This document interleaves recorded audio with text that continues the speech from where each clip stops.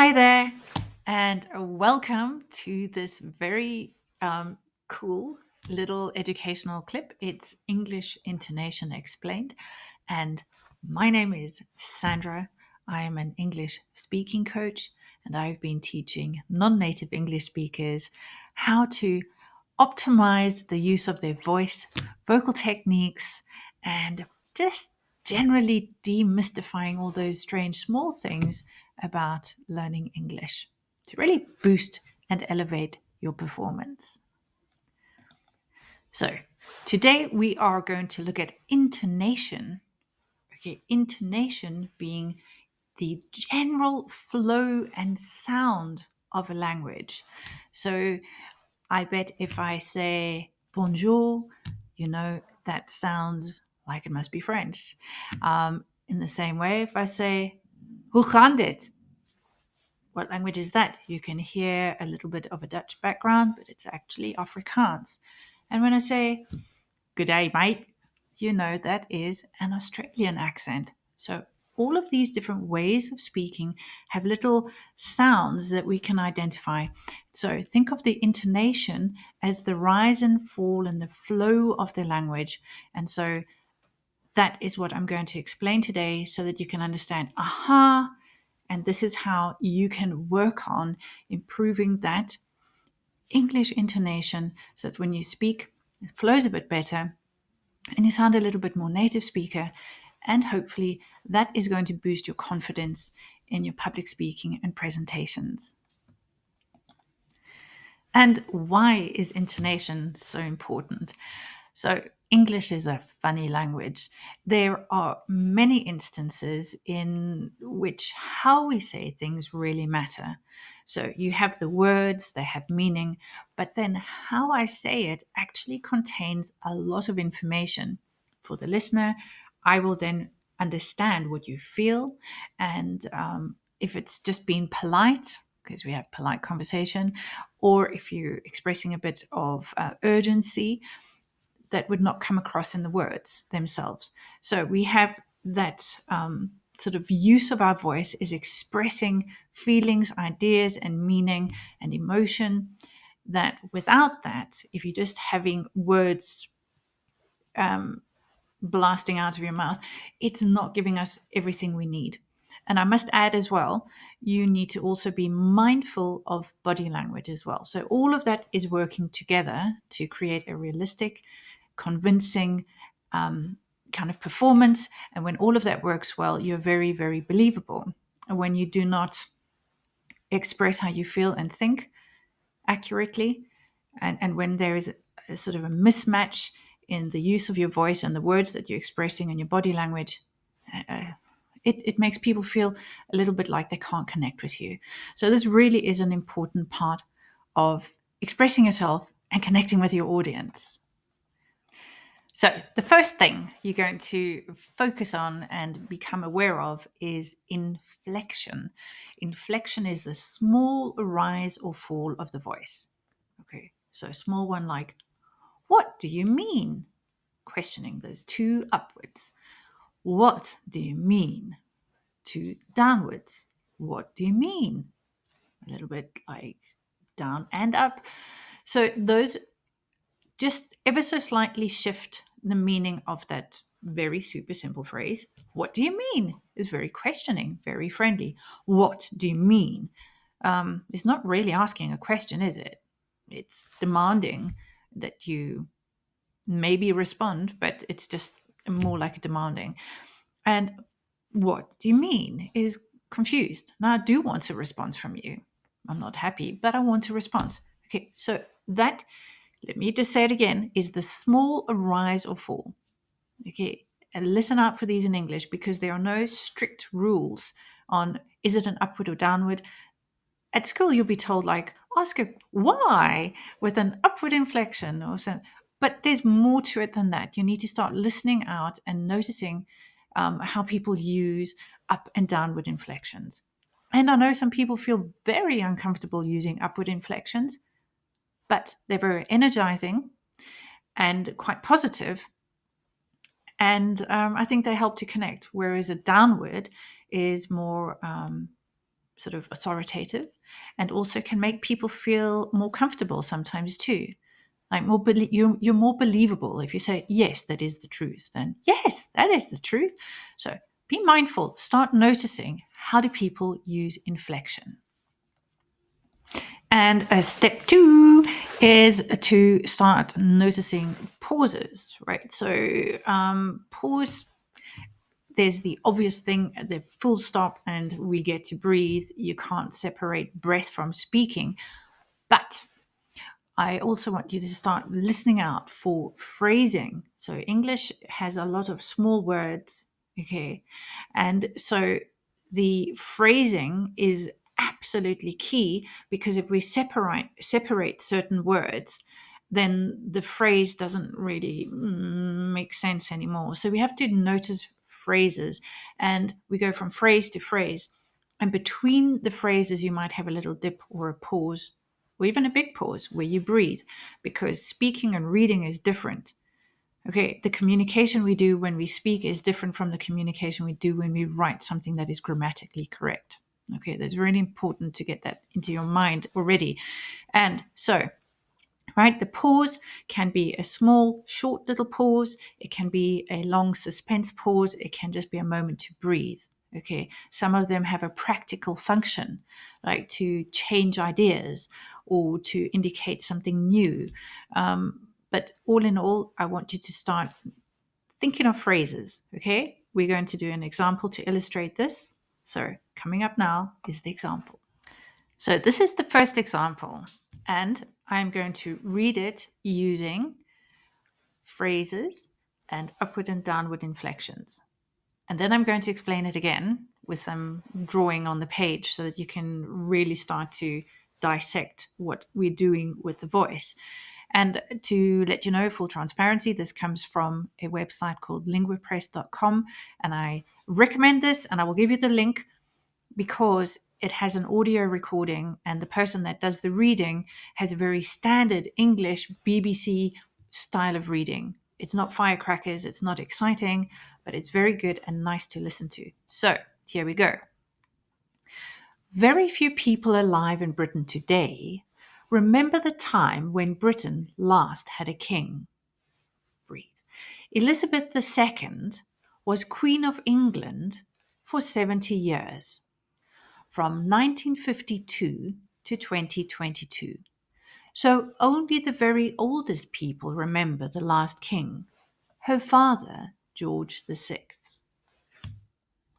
So notice that there will be a rise and then a fall, and it goes slowly down. So the sentence or the phrase gets broken up where you begin and the energy is going with an upward inflection, more volume, more speed, and it reaches a peak and then goes down slowly, slowly, slowly, slow. And the slower and the deeper would be the end of an idea or changing completely into a new paragraph. Okay, so, right, let's have a look at this again. The rise and fall and the use of pause. Okay, so let's work through this example, and I've drawn some little lines on there for you, and let me talk you through it. So, in the beginning, very few people alive in Britain today. That's the end of my phrase, with a small, medium-sized little line. So it is a marking the end of the phrase. I can breathe if I need to, depending on your breath control. Very few people alive in Britain today. Now we go up again. Remember the time when Britain last had a king. Definitely down and a nice breathing pause. There is a full stop. Breathe. Elizabeth II, upward inflection. Small, I can pause if I need to. I can grab a breath if I need to. Depending how stressed you are, your breath control will need some work, right? Elizabeth II was Queen of England for 70 years. And there I want to breathe because it makes sense for me, because when I say numbers, I know I need to say them clearly and slowly. From 1952 to 2022, the small breath optional. And now the new phrase. So, only the very oldest people remember the last king. Going down, there's a comma there. Her father, George VI. end of paragraph, down and slow. Yeah. And this is where you get Lingua Press, the link that you can find. There are many recorded examples that have the text. By all means, listen, copy, listen, copy. Go paragraph by paragraph or even sentence by sentence. Especially the man's voice, it is very, very slow and methodical. So I think it's a good way to improve your rise and fall and your phrasing. But I know you are ambitious people, and just a rise and a fall and a pause is probably not enough. You want a bit of emphasis. So if you look at the rise and the fall, I highlighted a section in yellow. That is kind of what emphasis is doing. There are different techniques to highlight the words that you want to make pop to your audience. So let's give this a try. So here's the second example. And I'm just going to remind you that there's no particular right or wrong way of doing this. The real question is, what do you want to express? Okay, so I'm going to do this a way, right? Just one way. And a good thing to do if you're going to try this is to record yourself and then think, did I achieve what I wanted to achieve? Because that's what you're actually aiming for. All right, so I have to look at the screen and away from the camera. So Alice was beginning to get very tired sitting by her sister on the bank and having nothing to do. Once or twice she peeped into the book her sister was reading, but it had no pictures or conversations in it. And what is the use of a book, thought Alice, without pictures or conversations? So if you want to improve your use of emphasis and make your speaking a little bit more engaging and exciting, I think using creative stories, kid stories, and things like that really teach you the skill. So don't shy away thinking, oh, I don't want to read that. Use them to learn the skill, because when you're doing any sort of presentation, your voice flattens out a bit and your performance is a little bit less than if you were just doing it at home to yourself in the mirror, right? Or your video camera. So, but let's have a look over here. Alice was beginning to get very tired. So I emphasized very tired, and I used a downward inflection there as well, of sitting by her sister on the bank. That's quite a long, I could have broken it up. I could have broken that phrase up if I wanted to, but it's okay. I could manage with the breath, but then I do need to pause. There's a comma and the end of the phrase, and I would run out of breath. Okay.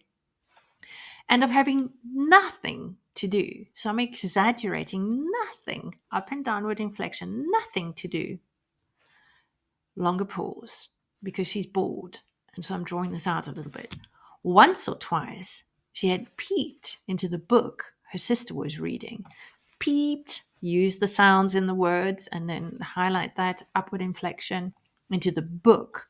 Oh, dropped it down. Her sister was reading. Pause, breathe. There's punctuation. But it had no pictures or conversations. So no pictures or conversations. No down or up, and conversations louder as well in it. And what? Okay, upward exclamation mark type of what is the use of a book? Thought Alice. I used a small pause there to separate the direct speech, thought Alice, without pictures or conversation. Upward inflections because it's her being dramatic and Alice. Okay? Does that make sense for you? Play around with it. Find yourself an easy book. Easy book, because it's not about the words, it's about learning to use your voice. Give it a try. And as I say, learning how to be your own judge and analyze your own performance is so important, because that's where you are going to learn, grow, and also polish that performance into something that is fantastic. So there you go, guys. I hope that has demystified a bit of English intonation and given you some really practical ways of moving forwards and improving how you use your voice in English. Yeah, if that's great and interesting for you to learn this kind of use of your voice that is learning English but also performance and elevating your performance, then I recommend my course Speaking Pro. There are two options when you do Speaking Pro. The one is to focus on one-on-one lessons with me, and that's ideal for people who have presentations and deadlines and probably time limits as well. Okay. The other is second option is to join the group course. We'll be doing one in January. That has a lot of online time in terms of group classes. The benefit of the group class is that public speaking should be to people, right? Presentation should be with an audience. And so I think the group class gives you that opportunity. It's not as cozy as you and I just chatting, but it's certainly going to push you and build your resilience. So I almost would say that the more nervous you are, the more the group course is going to benefit you because it's going to build your confidence, right? So the course includes a real deep dive into pronunciation, and I work with the standard English pronunciation. I do not believe in accent bias. I believe in celebrating our diversity and our roots, but it is going to help you um, improve your diction, the clarity of sound with drills, exercises, and explanations. So you can be like, yay, I've got this, because sometimes you just need it explained in a slightly different way. And I'm kind of good at that. Yeah. Then we're also going to look at vocal techniques, which is going to focus on some of what we've done today, a lot of what we've done today, and a lot more. Just a lot more of that. And there are tasks included that are going to get you out of your comfort zone and challenge you, right? There are exercises that include public speaking and different types of presentation skills, and the challenge to do them and have an assessment from your peers, from me, depending if you go for private or group. Okay. So I hope that really helps you know about my style of teaching, why I'm a little bit different from other English teachers, and to really understand if this is going to work for you and if I'm the right person. I think that's important, right? Because this will elevate and change your speaking, it will help you grow, but the person is like key, right? Like if I'm the right person and you resonate with me, and if it's going to work for you, then it's like all big go. And I hope that's the case for you. Whatever you decide to do, yay! Happy end of year, and I wish you every best. And I hope to see you soon. Bye for now.